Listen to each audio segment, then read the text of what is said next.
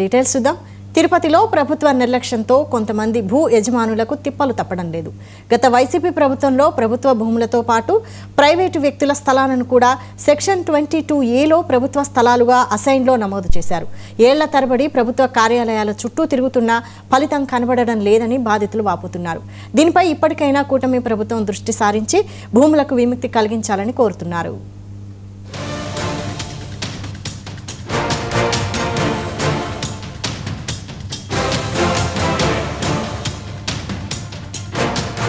ప్రతి మనిషికి గూడు గుడ్డతో పాటు ఉండటానికి నీడ కావాలి అని అంటారు. అలా జీవితంతో కష్టపడి ఉండటానికి నీడ కోసం ఇంటి స్థలాన్ని కోటి ఆశలతో కొనుక్కున్న వారికి ఆంధ్రప్రదేశ్ ప్రభుత్వం చుక్కలు చూపిస్తుంది. గత వైసీపీ ప్రభుత్వంలో సర్వేల పేరుతో ప్రభుత్వ స్థలాలతో పాటు ప్రైవేట్ భూములను కూడా సెక్షన్ 22A ప్రభుత్వ భూములుగా ఆన్లైన్లో నమోదు చేశారు. దీంతో అప్పటి నుంచి సదరు భూ యజమానులకు కష్టాలు మొదలయ్యాయి. చెప్పులు అరిగేలా, జేబులు ఖాళీ అయ్యేలా స్థానిక తహసీల్దార్ కార్యాలయం నుంచి కలెక్టర్ కార్యాలయం వరకు ఎంత తిరిగినా ఫలితం కనిపించడం లేదు. ఈ వ్యవహారం రాష్ట్ర స్థాయి ప్రభుత్వ నిర్ణయం కావడంతో జిల్లా స్థాయి అధికారులు ఏమీ చేయలేని పరిస్థితి ఏర్పడింది. ఇంటి స్థలాలు కాదు, గ్రామీణ ప్రాంతాల్లో పలు వ్యవసాయ భూములకు కూడా సెక్షన్ 22A మార్చేయడంతో రైతుల ఇబ్బందులు అన్ని ఎన్నే కావు. తాతల కాలం నుంచి వారసత్వంగా వచ్చిన భూములతో పాటు జీవితాంతో రెక్కల కష్టంతో సంపాదించుకున్న సొమ్ములతో ఇంటి స్థలాలు కొన్నవారు దిక్కుతోచిన స్థితిలో పడిపోయారు. తమను ప్రభుత్వమే ఆదుకోవాలని ఆశగా ఎదురు చూస్తున్నారు. నివాసం ఉన్నటువంటి ప్రజల యొక్క పరిస్థితి చాలా తీవ్రంగా ఇబ్బందికరంగా ఉంది.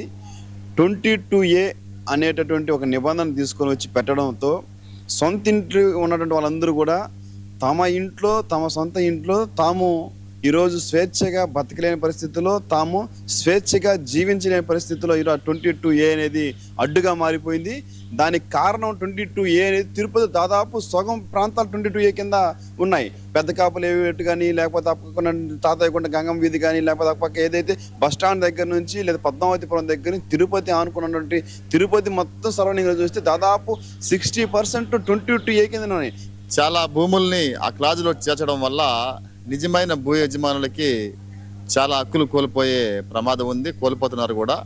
రాష్ట్ర ప్రభుత్వము నిన్న 2500 ఎకరాల భూముల్ని ఈ 22A కింద మినహాయించాము, 22A కింద ఎత్తేసామని చెప్పేసి చెప్పడం అనేది జరిగింది. దానికి ముఖ్యమంత్రి మీటింగ్ పెట్టి వాళ్ళకి చెప్పారు. కానీ తిరుపతి నగరంలో మాత్రము చాలా కాలనీలు ఉన్నాయి.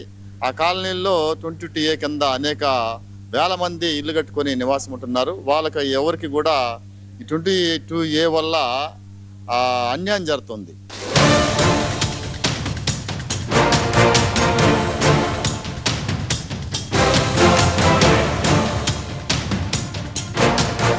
అయితే ఎట్టకేలకు ఈ సమస్యపై దృష్టి సారించిన కూటమి ప్రభుత్వం సెక్షన్ 22A పలు భూములకు విముక్తి కల్పిస్తామని ప్రకటించింది.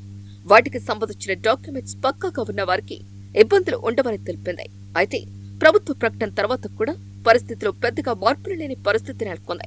ముఖ్యంగా రోజురోజుకు విస్తరిస్తున్న తిరుపతి నగరంలో 1 సెంటు భూమి సంపాదించాలి అన్న పేద మధ్యతరగతి వర్గాలకు అంతరి ద్రాక్షగా మారింది.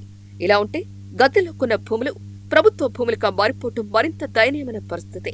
కనీసం భూ యజమానులకు నోటీసులు కూడా జారీ చేయకుండా ఏకపక్షంగా సెక్షన్ 22A లేదా ఇతర ప్రభుత్వ భూముల ఖాతాలో ప్రైవేట్ భూములు మారిపోయాయి.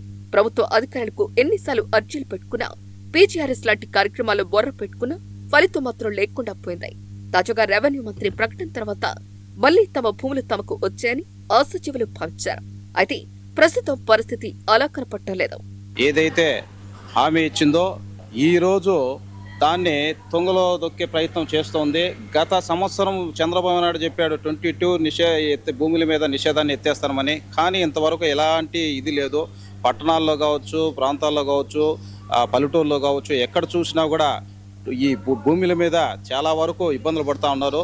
పట్టణాల్లో అయితే విపరీతంగా చాలా వరకు పిల్లలు చదివించుకోవాలన్నా కూడా, వ్యాపారం అభివృద్ధి చేసుకోవాలన్నా కూడా, లేక అదేవిధంగా పల్లెల్లో పంట రుణాలు తీసుకోవాలన్నా కూడా దీని మీద ఎలాంటి ఉపయోగం లేకుండా పోతుంది.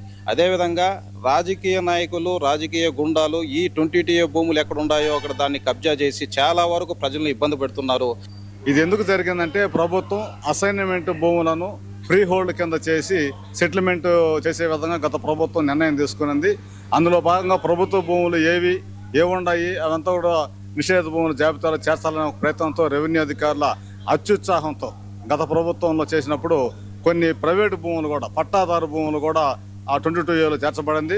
కొంతమంది రైతులు ఈ విధంగా 22ఏలో చేర్చడం వల్ల చాలా ఇబ్బందులు పడుతున్నారు. వాళ్ళు రిజిస్ట్రేషన్ చేసుకోవాలన్నా, అమ్మాలన్నా, బ్యాంకులో తనఖా పెట్టాలన్నా, ఇంకొక రకంగా వాళ్ళు ఏమైనా చేసుకోవాలన్నా కూడా చాలా ఇబ్బందులు పడుతున్నారు.